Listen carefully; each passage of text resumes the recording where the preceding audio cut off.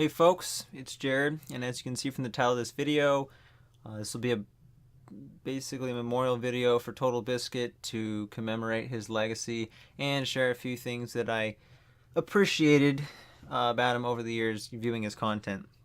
So, when I was originally, I knew he had cancer, of course, and I knew that, he said it was going to be terminal, and I was happy to see that he lasted longer than the doctor said he was. But I always figured I would probably be making this video someday. So I kind of had plans. I thought I'd maybe have not really a script, but like a list of things, different things I wanted to say. But I mean, when it came down to it, I didn't really have that prepared. So I thought it would be better if I kind of just did it on the fly, kind of winged it, and shared what came to mind. So first, I'm going to basically go over a few things I appreciated about TotalBiscuit, what my view of his legacy was, and then I'll share a few memories or like favorite videos on his channel or video formats and stuff like that. So to me, John Bain, aka TotalBiscuit, he'll always be remembered as in my memory will be like the leader of the pro consumer movement of games critics, because everything on his channel was basically made as a buyer's guide to help people spend their money on the good games and avoid the bad games, and also showcase indie games or really talented developers that didn't have much of a platform, in hopes that he'd be able to promote them. Generally, that's where most of the pro consumer stuff would come from. So he'll always be the leader. I mean, yeah, there's people like Angry Joe, who I really like. For a long time, I said he was my favorite YouTuber. I don't know if I really have a favorite YouTuber anymore. And Angry Joe is one of the first I watched, but I've been watching almost like TotalBiscuit for almost as long, probably since like 2013.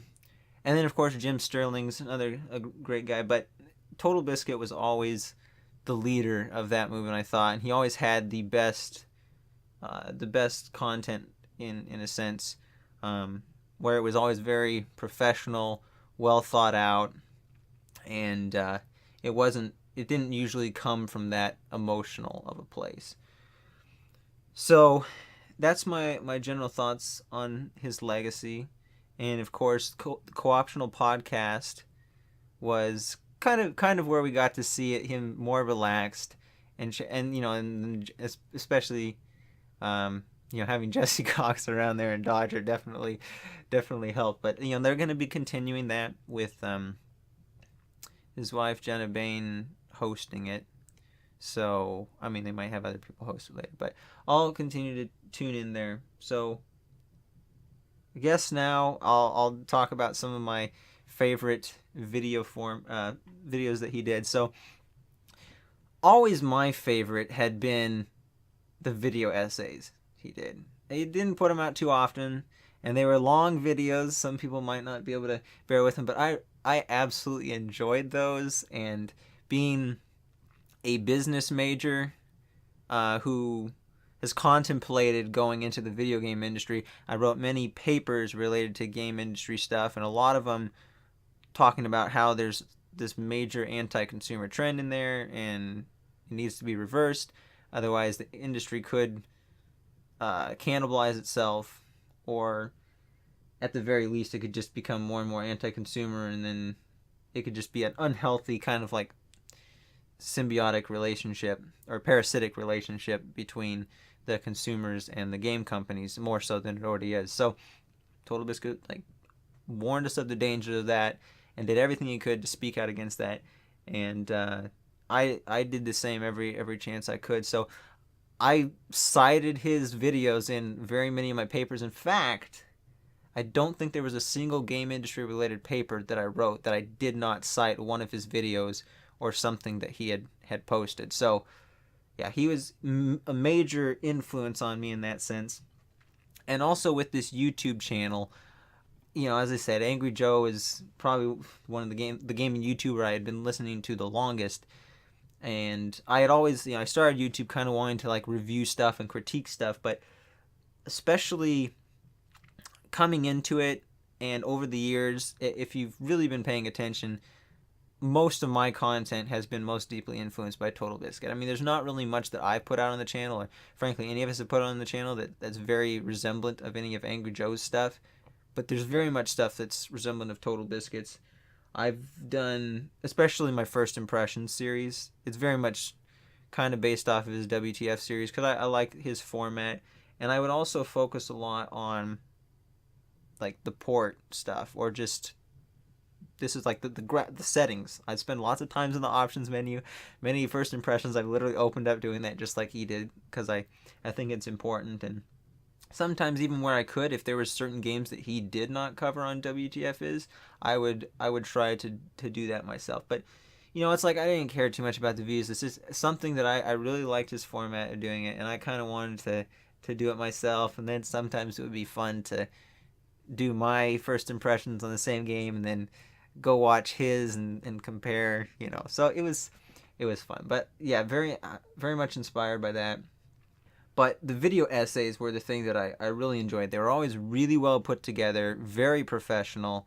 I mean, you could basically write down a transcript of that, and if you were trying to, I mean, to be honest, I wouldn't be surprised if we ever have a point in time where the gaming industry, there's lots of anti-consumer practices that come under scrutiny and end up going to like court case and stuff, like the loot box thing, for instance. If it gains even more attention and it goes to like the U.S. Supreme Court or something, and they have to lay down a verdict on whether or not it's gambling and how it should be regulated. I don't know exactly what the status is on that. I know some places in the world, some countries have taken action on it so far. The U.S. sort of has, but not really. So I wouldn't be surprised if in one of those court cases it's possible some of his arguments that he made in those videos end up being used as evidence or something like that.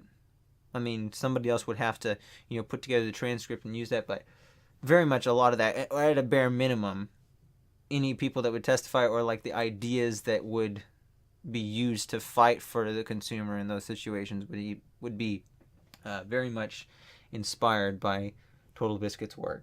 So that to me is his legacy, and then as I said, the video essays are the things I enjoyed most. I also really like the WTF is. I tuned into the co-optional podcast. It was off and on, and some years I would, well, I think it was like 2 years ago, I watched like pretty much every single episode for like 8 or 9 months. But you know, things get in the way and you can't always listen to it. So really like those videos, but there's also a few other videos like going way back. One of them he did it's really hilarious. I would encourage you to check it out. I can't remember what it's called, but it's a Call of Duty spoof game, and he played through it, and his reactions were really good. The game was hilarious. It's so good. And then he also did, whenever he did like port reports or some stuff like on Need for Speed Rivals, I think it was, and then on the Koei Tecmo games, like the Need for Speed Rivals one, he showed what the problems were with with tying the game's frame rate to the game code, and then because it would just like as soon as you tried to bump up the frame rate and unlock the frame rate, it just totally messed with everything, and the game sped up to like 4 times the speed or something like that, or at least double speed. But that was a funny video. And also generally like TotalBiscuit's humor, like it's not for everybody. It was kind of I mean, it's a lot of it's British humor too, but some of it's more subtle, more clever. Some of it might be kind of cringy. It's not like overtly hilarious humor, but I enjoyed a lot of whenever he tried to crack jokes and stuff like that in the co-optional podcast. I'd laugh. So despite him being, you know, overall the more serious one, it seemed like in the industry he was still a pretty funny guy. And the other thing, especially, it's E3 now. I've been a little late getting around to making this video. I actually heard about his passing, I think it was the Saturday following, you know, May 24th, the Thursday that he passed. And then I saw stuff about how there's like, well, I read the Reddit post called like something about his future. And then, of course, there's like the GoFundMe page or whatever for his wife and son. So I'll have, probably won't link that down in the description, but of course TB was always he always wanted people to support him through the business, through his YouTube channel, and so that's what I will do. I will post a link to his maker shop with all the clothing and stuff, and any other links. Basically, what he had in that Reddit post. I'll leave a link to that Reddit post as well. So I'll link those two things. Any shops, any ways you can go support him and stuff like that. But by all means, if you feel like donating to his family after this, you can go and go there, the GoFundMe page and all that. But considering E3 is at this time that I'm going around to it, this is actually in about an hour, we're gonna have the Bethesda conference. But it also reminds me of his E3 Snarkathon videos and Game Awards Snarkathons, and I was always very much on the same page with him on that stuff, especially with the Game Awards. The Game Awards are just kind of stupid. I still watch them and I still do the voting, but like if you've seen the Game Awards video for last year, for 2017, that I put up on my channel, you'll see we're basically on the same page. It's like they don't give enough context to the awards, and it's like, well, if you're not going to do that, if you're not going to explain why the game got the award, then why even do it?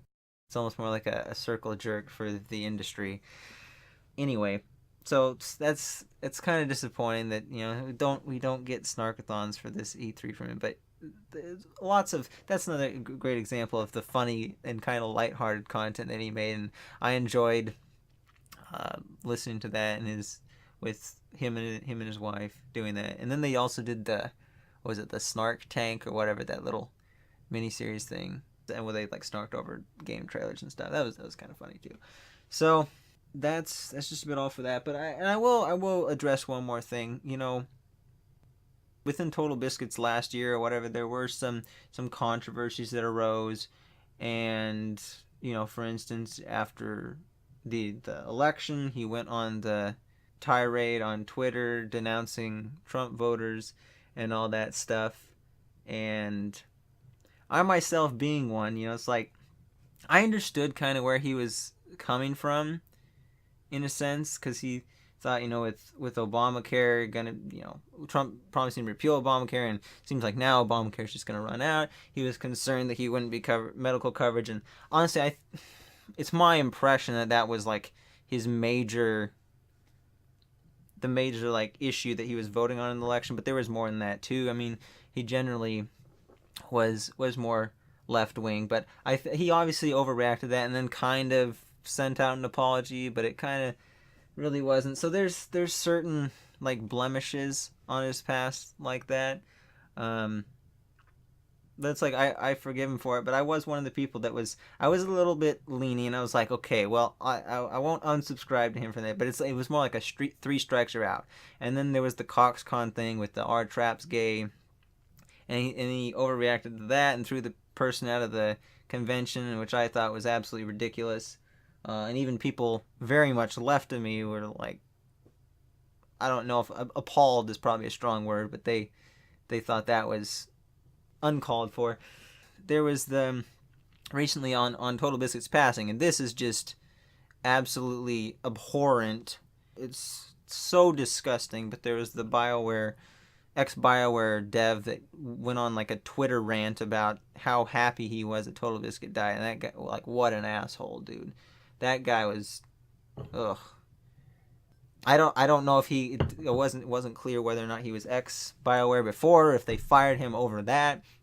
I think he was ex-BioWare before, but absolutely disgusting. It's like, and maybe there was some credibility to what the guy was saying about how TB, there was like fans of his, or he basically TB fostered people to like berate him and the team, or just whatever his claims were. I don't remember exactly what it was, but something like that, and to like boycott the game or something like that over maybe personal differences. And who knows, maybe I've heard, I think there was some other minor developers that have said things about that in the past, but generally speaking, it's like that there's a time and a place to criticize something, and that was absolutely the wrong time. It's like, no matter what he did wrong, he didn't, nobody deserves that. especially, I mean, like, I don't think they thought of what it would do to his family to hear stuff like that. Not something to do. But the point I'm trying to make here is that despite some of these differences I've had with him, that's not what he'll be remembered for. In my opinion, his legacy, and the thing I will always remember him for, is the great good that he's done. And I think overall he has by far been a far more tremendous and exemplary positive influence on the gaming community at large, and he's helped many of us out. So John Bain, I mean, obviously, I can hear this, but I want to thank you for all you've done over the years for the gaming community.